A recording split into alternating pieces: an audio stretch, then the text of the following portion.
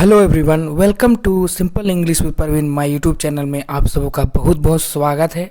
आज हम लोग पढ़ेंगे पास्ट पार्टिसिपल के बारे में, पूरा डिटेल में पढ़ेंगे कि पास्ट पार्टिसिपल होता क्या है और इसका यूज कहाँ कहाँ होता है, कितने तरीके से इसका यूज होता है, वो इस वीडियो में देखेंगे। पिछले के वीडियो हम लोग सीखे थे प्रेजेंट पार्टिसिपल के बारे में। प्रेजेंट पार्टिसिपल होता क्या है, उसके बारे में डिटेल कहाँ कहाँ यूज होता है, पूरा डिटेल में सीखे थे। तो चलिए आज वीडियो को शुरू करते हैं। देखिए, पास्ट पार्टिसिपल हम लोग बोलते किसको हैं, चलिए देखते हैं। देखिए, सबसे पहले आप मान लीजिए प्ले एक वर्ब है, प्ले एक वर्ब है और उसका मीनिंग क्या है, खेलना, खेलना होता है।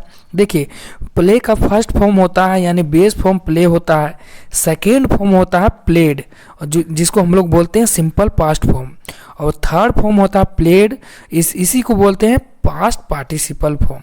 जो भीतरी यानी थर्ड फॉर्म होता है ना, उसी को हम लोग बोलते हैं पास्ट पार्टिसिपल फॉर्म। और देखिए जो V1 प्लस ING होता है, देखिए प्लेइंग, यह होता है प्रेजेंट पार्टिसिपल फॉर्म जो V1 प्लस ING। तो इसी को पिछले के वीडियो में हम लोग सीखे थे। और V1 प्लस S या ES में प्लेज लग गया या थर्ड पर्सन सिंगुलर इसको बोलते हैं। तो चलिए हम लोग सीखते हैं पास्ट पार्टिसिपल फॉर्म किसको बोलते हैं और कितना यूज है।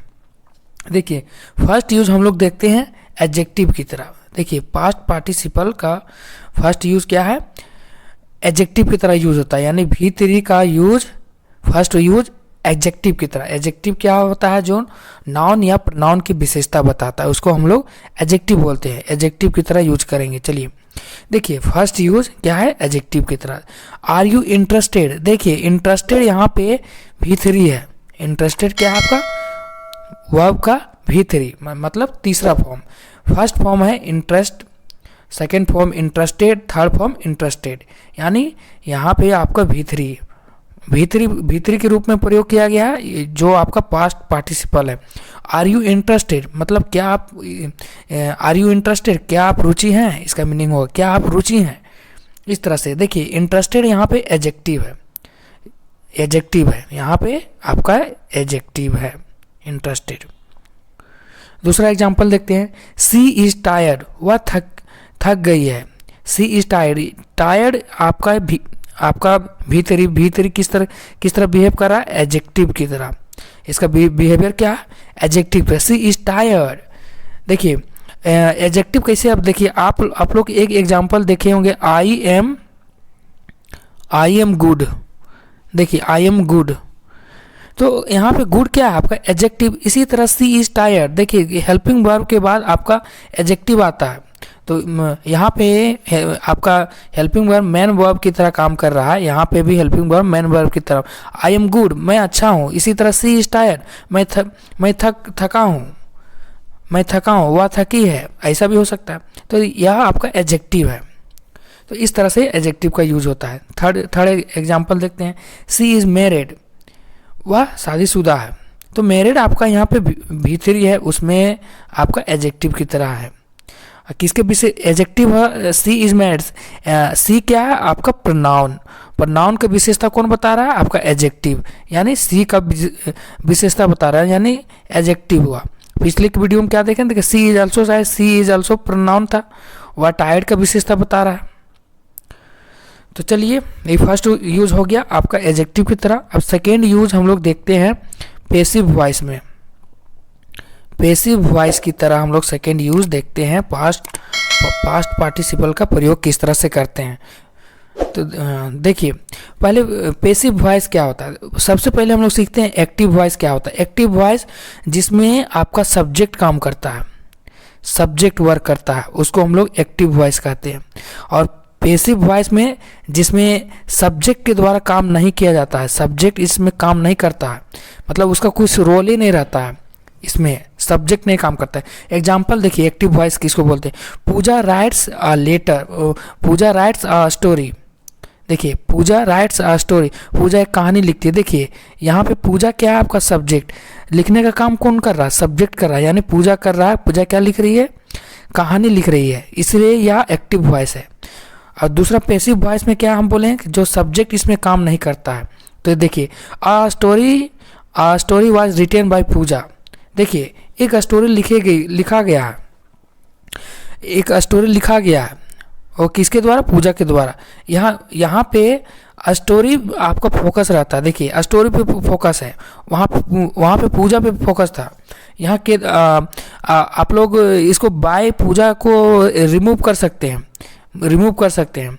आ स्टोरी वाज रिटन, देखिए आ स्टोरी वाज रिटन, स्टोरी कौन लिखा तो कुछ पता नहीं, लेकिन यहाँ पे बाय पूजा लिख दी है ना, वहाँ बता दे रहे हैं कि पूजा लिखा गया, लेकिन इसका मतलब है कि यहाँ पे जो स्टोरी लिखा है वह मतलब एक्शन में नहीं आ रहा है, एक्शन में मतलब एक्शन नहीं, स्टोरी लिखा गया है इस तरह से, मतलब सब्जेक्ट के द्वारा इसमें मतलब वो काम नहीं किया जाता है पैसिव वॉइस में।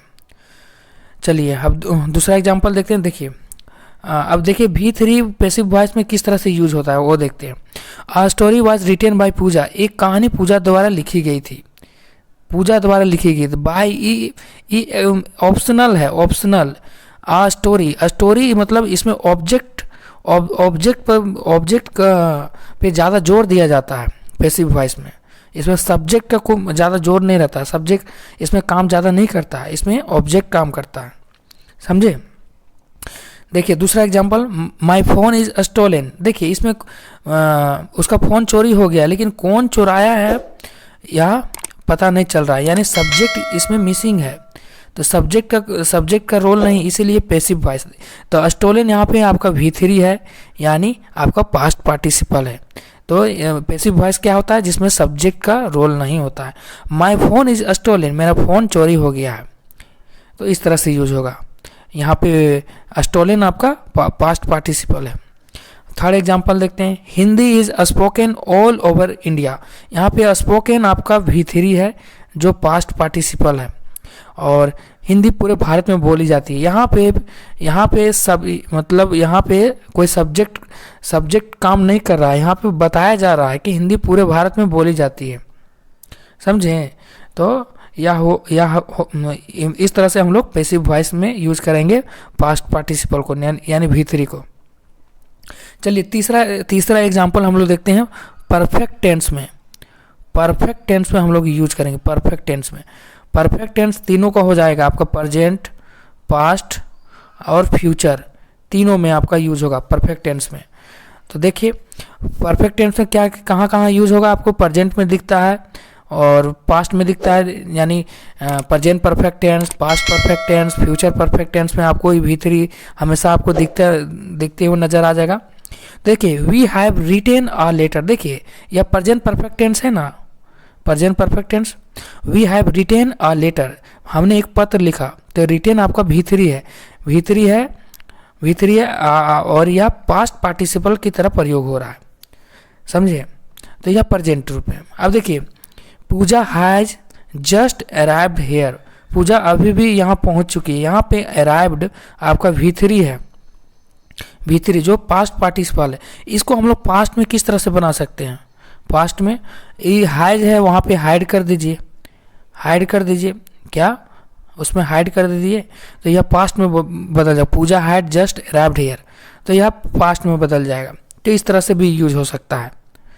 अब देखिए थर्ड एग्जांपल देखते हैं, I have met him before, मैं उनसे पहले मिल चुका हूँ। यहाँ पे मेट यानी मीट हो गया फर्स्ट फॉर्म, और मेट हो गया सेकेंड फॉर्म, और मेट हो गया थर्ड फॉर्म।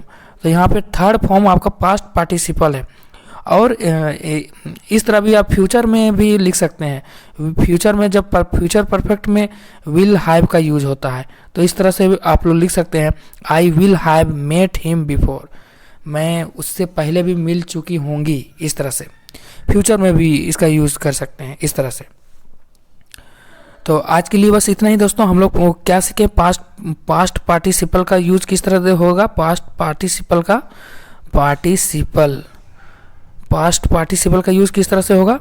आपका पहला यूज हम लोग देखें एडजेक्टिव की तरह यूज देखें, सेकेंड पैसिव वॉइस की तरह देखें, थर्ड यूज हम लोग देखें क्या, पैसिव वॉइस, थर्ड यूज हम लोग देखें परफेक्ट टेंस की तरह देखें। इस तरह से हम लोग देखें। तो इस वीडियो को ध्यान से देखिए दोस्तों, फिर मिलते हैं नेक्स्ट वीडियो में नेक्स्ट के साथ। सो